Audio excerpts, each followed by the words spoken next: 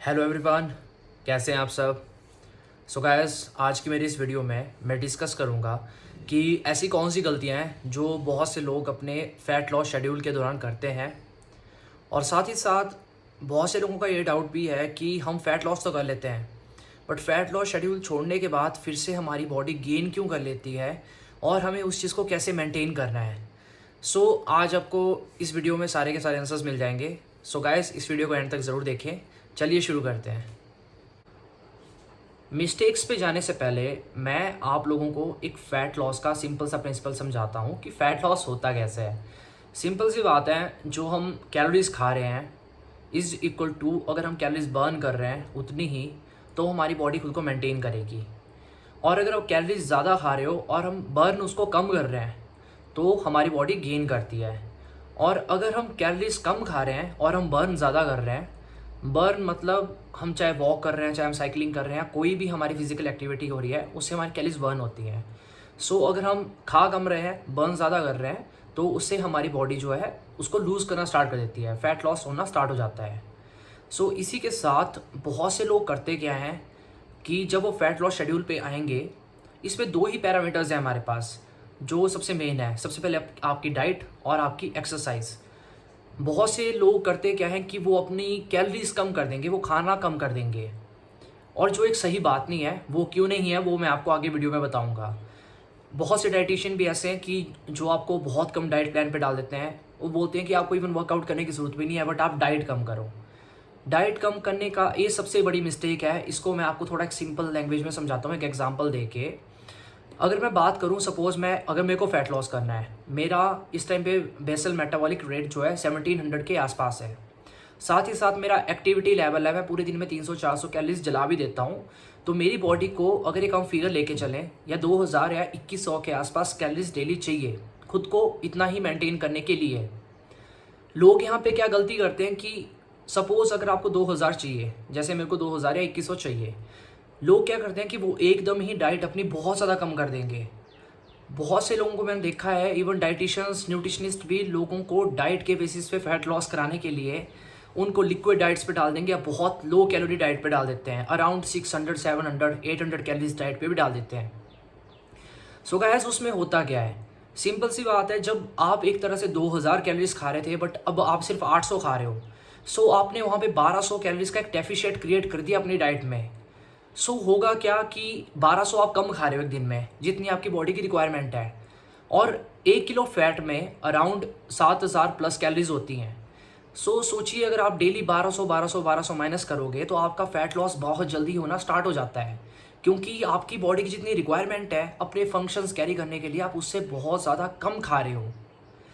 अब इसमें होता क्या है कि बहुत जल्दी लोगों को रिजल्ट्स मिलते हैं। और इवन अगर आप एक्सरसाइज इसमें ऐड करोगे तो उससे तो आपकी कैलोरी एक्सपेंडिचर और ज़्यादा इंक्रीज़ हो जाएगा। बट साथ ही साथ होता क्या है कि इसमें अगर आप इतना ज़्यादा कैलोरी डेफिसिट क्रिएट कर रहे हो, आपने 1200 कैलोरीज डाइट से निकाल दी, साथ ही आप एक्सरसाइज भी उसमें ऐड कर रहे हो जिससे आपकी 400, 500, 600 कैलोरीज और ज़्यादा बर्न हो रही है। आप अराउंड 1500, 1800 के आसपास आप एक कैलोरी डेफिसिट क्रिएट कर रहे हो, और जिससे आपका फैट लॉस बहुत स्पीड पे होगा। हो सकता है आप हफ्तों में ही बहुत किलोज लूज़ कर दो। बट इसकी एक सबसे बड़ी डिसएडवांटेज क्या है कि जैसे लोग जब लूज़ करते हैं, ये एक हेल्दी अप्रोच नहीं है कि आप बहुत कम खा के लूज़ कर रहे हो। इसमें आपकी बॉडी की बहुत से फंक्शंस हैं जो बंद होना स्टार्ट हो जाते हैं। सबसे बड़े, मैं यहाँ पे बहुत डीप नहीं जाऊँगा, मैं सबसे मेन फंक्शन की बात करूँ, दैट इज़ आर मेटाबॉलिज्म। जो हमारी बॉडी का मेटाबॉलिज्म है, आपने मेटाबॉलिज्म टर्म सुनी होगी। एक सिंपल सा समझिए कि जो भी हम फूड खाते हैं उसको एनर्जी में कन्वर्ट करना, यूटिलाइज करना, वो सब मेटाबॉलिज्म के अंडर आता है। अगर आप इस तरह अपनी बॉडी को बहुत कम कैलोरीज दे रहे हो तो आपकी बॉडी का मेटाबॉलिज्म शट डाउन होना स्टार्ट हो जाता है। उससे क्या होता है कि सपोज़ आप बहुत कम कैलोरीज पे फैट लॉस कर रहे थे, तो एक वक्त ऐसा आता है कि आप उन 800 कैलोरीज के ऊपर ही आपकी बॉडी का मेटाबॉलिज्म सेट हो जाएगा। अब इसका मतलब क्या है? इसका मतलब ये है कि पहले आपकी बॉडी को कम से कम 2000 कैलोरीज चाहिए थी दिन में खुद को मेंटेन करने के लिए, बट अब आपका मेटाबॉलिज्म बॉडी का 800 पे शिफ्ट हो गया है। अब होगा क्या, आपने एक बार फैट लॉस कर लिया, आप खुश हो गए कि यार मेरा फैट तो लूज़ हो गया बहुत जल्दी, वो भी। बट इसी के साथ साथ हुआ क्या कि आपने अपना मेटाबॉलिज्म पूरा डिस्टर्ब कर दिया। आपका मेटाबॉलिज्म सपोज 800 पे आ गया है। आपका फैट लॉस खत्म हो चुका है। बट जैसे ही आप अपनी कैलोरीज फिर से इंक्रीज़ करते हो, आप अपनी फैट लॉस डाइट छोड़ते हो, फिर से आप 800 से ऊपर अपनी कैलोरीज बढ़ाना स्टार्ट करते हो। होता यही है नॉर्मल केसेस में, लोग अपनी सिंपल डाइट पे वापस आ जाते हैं। उनको लगता है यार अब प्रोटीन खाने की क्या ज़रूरत है, अब क्या डाइटिंग की ज़रूरत है, फैट लॉस तो हो गया। सो उसमें होता क्या है, आपका जो मेटाबॉलिज्म है वो तो 800 पे ही रुका हुआ है, बट आप फिर से डाइट खाना स्टार्ट कर देते हो, आप नॉर्मल डाइट पे वापस आ गए। आप 1500 कैलोरीज खा रहे हो, 1600 खा रहे हो, 2000 खा रहे हो, तो वो सारी की सारी ऐड होना स्टार्ट हो जाती हैं। क्यों? क्योंकि आपकी बॉडी का मेटाबॉलिज्म तो 800 पे स्टिक था, आपने एक्स्ट्रा खाना स्टार्ट कर दी, आप बॉडी को ऑलरेडी पहले ही कन्फ्यूज़ कर चुके हो। सो उससे क्या होता है कि वो एक तरह से आपकी कैलोरी सरप्लस डाइट हो जाती है, जिससे आप एकदम से गेन करना स्टार्ट कर देते हो। तो जितने जल्दी आपने लूज़ किया होता है उतने ही जल्दी वो गेन भी हो जाता है। सो ये बहुत कॉमन मिस्टेक है। साथ ही साथ हम मैं यहाँ पे अगर एक्सरसाइजिंग की बात करूँ, सेम गोज़ विद एक्सरसाइज। जो लोग रनिंग करके या बहुत ज़्यादा ओवर ट्रेनिंग करके जो एक्सरसाइज करके अपना फैट लॉस करते हैं, सो गाइस आप भी ये गलती कर रहे हो कि आप बहुत ज़्यादा कैलोरीज अपनी डाइट से बर्न कर रहे हो। एक तरह से मतलब बहुत कैलोरीज बर्न कर रहे हो, वो भी बहुत कम टाइम में।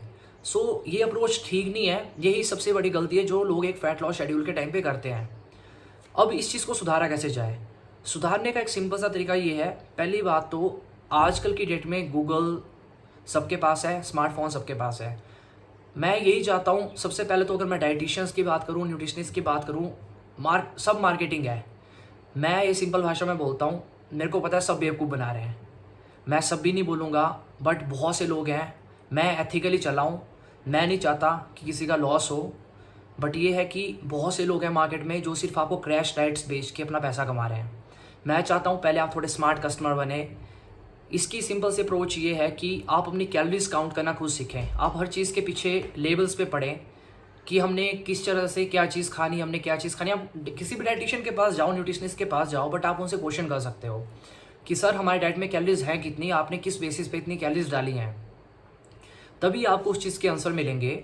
तो इसकी बेस्ट अप्रोच यही है कि आप जब भी एक डाइट शेड्यूल या वर्कआउट शेड्यूल स्टार्ट करते हो, बेस्ट यही है कि आप अपनी कैलोरीज एकदम ड्रॉप ना करो।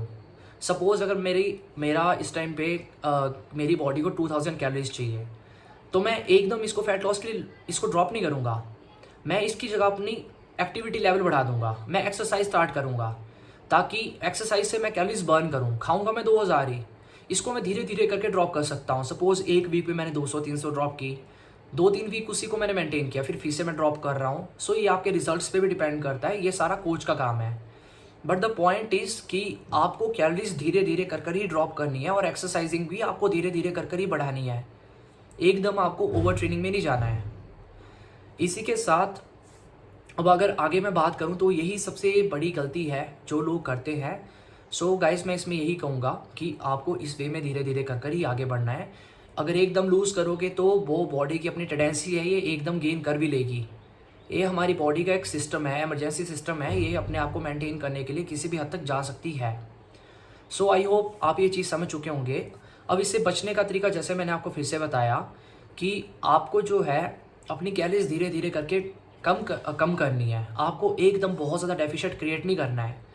साथ ही साथ अगर आपका मेटाबॉलिज्म डिस्टर्ब हो चुका है, अगर आपको लगता है कि मैंने बहुत कम खा के अपना मेटाबॉलिज्म ख़राब करा है, सो गाइस देखो प्रॉब्लम तो दोनों जगह है। अगर आप कम खाओगे तभी आपका फैट लूज़ होगा, बट आप बॉडी ख़राब करोगे। अगर आप ज़्यादा खाओगे तब भी आपकी बॉडी में फ़ैट गेन होगा। तो आपको एक बराबर अमाउंट में खाना है, एक प्रॉपर डाइट खानी है, आपको कम और ज़्यादा नहीं खाना है। अगर आप ऑलरेडी अपना मेटाबॉलिज्म कम खाकर ख़राब कर चुके हो, सो उसमें एक रिवर्स डाइट प्रोटोकॉल होता है। आप इस चीज़ के बारे में गूगल पे भी सर्च कर सकते हो। साथ ही साथ इस पे मैं एक अलग से वीडियो बनाऊंगा, क्योंकि थोड़ा कॉम्प्लेक्स हमारे पास प्रोटोकॉल है ये, जिसका मेटाबॉलिज्म अगर ख़राब हुआ है तो हम उसको फिर से रिवर्स कर सकते हैं। सो गाइस इसके अलावा रहेगी बात अब गेनिंग वाले लोगों की। सो बहुत से लोगों को लगता है कि करण सिर्फ जो है फ़ैट लॉस को प्रमोट करता है, फ़ैट लॉस पे वीडियोस बनाता है। सो गाइस गेनिंग पे भी बहुत सी वीडियोस बनाने वाला हूँ।